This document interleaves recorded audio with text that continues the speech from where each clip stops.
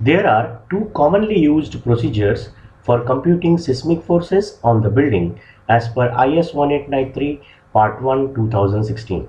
First, equivalent static analysis, and second, dynamic analysis.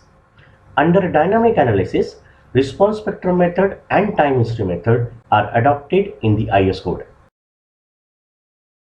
Equivalent static method may be used for analysis of a regular structure with approximate natural period Ta less than 0.4 second. In this method, the formulation for the computation of approximate natural period is given in three different categories. First, time period for bare moment resisting frame without any masonry infill wall. Second, for the buildings with reinforced concrete structural wall, and third, for all other buildings. So, let us try to understand the effect of infill wall on the seismic lateral forces on the building using equivalent static method as per IS 1893 Part 1 2016 with the help of numerical example. So, let us consider a 4-story RCC frame structure building. The height of the first floor from the base is 4.2 meter, and for all other floors the height is 3.2 meter. The outer plan dimension of the building is 20 meter by 15 meter. The dead load intensity at the floor is 12 kilonewton per meter square, while that on the roof is 10 kilonewton per meter square. The imposed load intensity on the floor is 4 kilonewton per meter square, while at the roof it is 1.5 kilonewton per meter square. The building is located in seismic zone 2 and the foundation soil type is hard rock. Let us compare the lateral forces on the building with and without brick infill wall. In equivalent static method, first the design lateral force or base shear VB shall be computed for the building as a whole. Then this VB shall be distributed to the various floor levels. Therefore, the design base shear VB will be computed based on the formulation given in clause 7.6.1, where AH is design horizontal acceleration coefficient and W is seismic weight of the building. So, let us calculate the seismic weight of the building in first step. For this, we required the computation of total dead load and imposed load lumped at floors and roof. As only plan area of a building is given, hence assume floor or roof area equal to plan area. This is equal to 300 meter square. Therefore, total dead load at floor level is equal to dead load intensity at floor multiplied by floor area. This is equal to 3600 kilonewton. Similarly, by multiplying dead load intensity at the roof with roof area, we get the total dead load at roof level as 3000 kilonewton. Next, let us compute total imposed load on floors and roof. As per clause 7.3.2, the imposed load on the roof need not to be considered for the seismic forces computation, while for the floors, percentage of imposed load needs to be considered as per the table 10. As the imposed load intensity at floor is 4 kilonewton per meter square, which is above 3 kilonewton per meter square, hence 50% of imposed load is to be considered. After computation, total imposed load on each floor is equal to 600 kilonewton. So, total dead load and imposed load on the floor is equal to 4200 kilonewton, and on the roof it is 3000 kilonewton. As per clause 7.4.1, the seismic weight of each floor is its full dead load plus appropriate amount of imposed load. Hence, assign the computed dead load plus imposed load for the floor as a seismic weight of the floor, while that for the roof as seismic weight of a roof. Next, calculate the total seismic weight W by adding the seismic weight of all the floors and roof. This is equal to 15,600 kilonewton. Next, calculate design horizontal seismic coefficient AH as per clause 6.4.2. Simplify the equation by rearranging it. We get AH equals to Z by 2 multiplied by SA by G multiplied by I by R. In this expression, Z is seismic zone factor, SA by G is design acceleration coefficient, I is importance factor, and R is response reduction factor. Let us calculate seismic zone factor Z. Table 3 of IS 1893 gives the values of seismic zone factor Z as per seismic zone. Here, the building is located in seismic zone 2. Hence, the value of Z is equal to 0.1. Next, get the value of importance factor I from table 8 of IS code. As the building is not mentioned with any speciality, consider the importance factor as 1 for all other buildings. Let us find response reduction factor R. Table 9 of IS 1893 suggests the value of R for different lateral load resisting system. As nothing is mentioned about the lateral load resisting system, assume the building in this problem with spatial moment resisting frame, which gives the value of R is 5. Next, get the value of SA by G. For equivalent static analysis method, figure 2A at page number 13 of IS code gives 3 different spectra to calculate SA by G for foundation soil type 1, 2 and 3. The y-axis of the spectra represents SA by G values and the x-axis represents natural period T or TA. But it is difficult to get the accurate values using these spectra. Therefore, clause 6.4.2a of IS code gives the expression as per the range of natural period TA and soil type to compute the SA by G values. Hence, let us compute the natural period TA. Clause 7.6.2 specifies the expression to calculate this natural period for the bare moment resisting frame building without any masonry wall.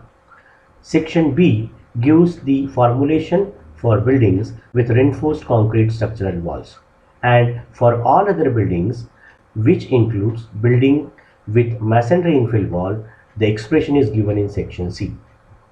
In this numerical, we have to compare the base shear and lateral forces with and without brick infill walls.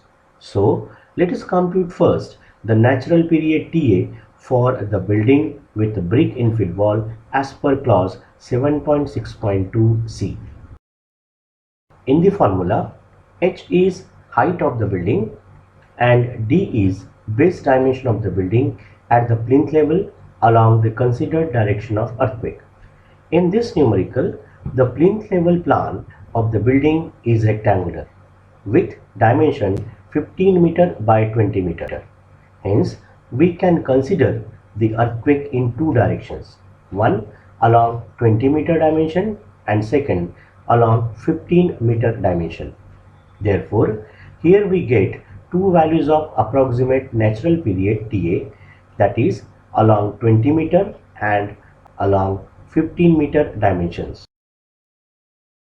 So, let us compute the natural period along 20 meter dimension. Here, value of D is 20 meter. After putting the value of D and height of building H, we get natural period TA equal to 0.277 seconds. Similarly, calculate the natural period along 15 meter dimension. Here, value of D is 15 meter. After calculation, we get TA equal to 0.320 second. As the natural period is computed along 20-meter and 15-meter dimensions, the design acceleration coefficient SA by G also needs to be computed along these dimensions. So let us calculate SA by G along 20-meter dimension. TA along 20-meter dimension is greater than 0 and less than 0.4. Hence, for rocky soil, SA by G is equal to 2.5. Similarly, we compute the SA by G along 15-meter dimension, which is also equal to 2.5. Next, compute the design horizontal seismic coefficient AH using clause 6.4.2 of IS code. As the SA by G is same along 20-meter and 15-meter dimensions, the value of AH is also same along both dimensions. After putting all the required values in the expression, we get AH equals to 0.025. In next step, let us compute the design base shear VB along 20-meter and 15-meter dimensions as per clause 7.6.1. After putting the value of AH and total seismic weight W, we get VB equal to 390 kilonewton. Now, in step 4, let us compute design lateral forces at each floor based on the expression given in clause 7.6.3. Let us do the calculations in tabular form to simplify it. To get the detailed explanation of computations in each column in this table, watch the previous video on seismic analysis by equivalent static method in this channel. The link for that video is given in the description of this video. The computations in the tabular form will be carried out from top to bottom of the building. So let us start from roof, that is floor level 4. The seismic weight Wi at this level is 3000 kilonewton. The height Hi of the roof level from the base is 13.8 meter. Now compute the value of Wi square, which is equal to 5,71,320. Next, consider floor level 3. The seismic weight of this level is 4200 kilonewton. The height of the floor level 3 from the base is 10.6 meter. Compute the value of Wi square. Similarly, do the computations for floor level 2 and 1. Now, compute the summation of Wi square values for all the floor levels, which is equal to 13,47,312. Next, let us calculate the design lateral force at ith floor, that is Qi, as per the expression given in column number 5 in table. At 4th floor level, it is equal to 165.38 kilonewton. At 3rd floor level, it is equal to 136.60 kilonewton. At 2nd and 1st floor level, it is 66.57 and 21.44 kilonewton respectively. Here, as the VB is same along 20 meter and 15 meter dimension, the lateral forces are also same. If in case VB along 20 meter and 15 meter will be different, then we need to calculate the lateral forces separately along 20 meter and 15 meter by taking respective VB. Finally, let us calculate story shear forces. The shear force at floor level is cumulative summation of design lateral forces up to that floor level. Let us start with floor level 4, that is roof. The story shear is equal to lateral force at this level, which is equal to 165.38 kilonewton. The story shear at 3rd floor level is equal to the summation of lateral forces at 4th and 3rd floor level. This is equal to 301.98 kilonewton. The summation of lateral forces at 4th, 3rd and second floor level gives the story shear at second floor level, which is equal to 368.55 kilonewton, and the story shear at first floor level is the summation of lateral forces at fourth, third, second and first floor level. This is equal to 390 kilonewton. Here we can see that the story shear at first floor level is same as a design lateral force or base shear VB. This we can take as a check for the entire calculations. In next steps, let us do the computations of the base shear and lateral forces at each floor of the building without brick infill walls. So let us calculate the natural period TA for a bare RC moment resisting frame building without infill walls as per the clause 7.6.2a. As a plant dimension is not required in this formula, the TA will be same along 20 meter and 15 meter dimensions. So by putting the height of the building h in the expression, we get TA equal to 0.537 seconds. Next, compute design acceleration coefficient SA by G along 20 meter and 15 meter dimensions. Here, the natural period is more than 0.4 but less than 4 seconds. Hence, the SA by G is equal to 1 by T for rocky soil. After putting the value of TA in the expression, we get SA by G equal to 1.862.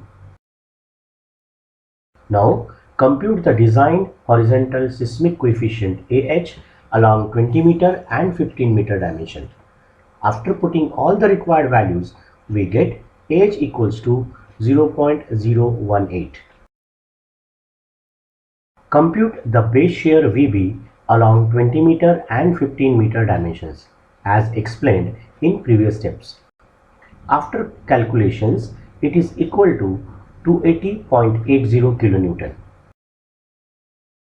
Next, compute the design lateral forces at floors of the building without infill wall along 20 meter and 15 meter dimensions. Here, as the VB is same along 20 meter and 15 meter dimensions, the lateral forces are also same. If in case VB along 20 meter and 15 meter will be different, then we need to calculate the lateral forces separately along 20 meter and 15 meter by taking respective VB. In next step, calculate the story shear force without infill walls along 20 meter and 15 meter dimensions.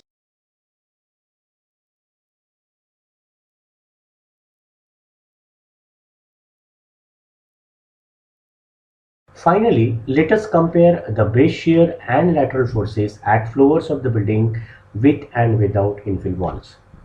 It is seen that the non-structural elements such as claddings, infill walls, partition walls, etc. interfere with the free deformation of the structure, which may reduce the natural period of the vibration of the structure.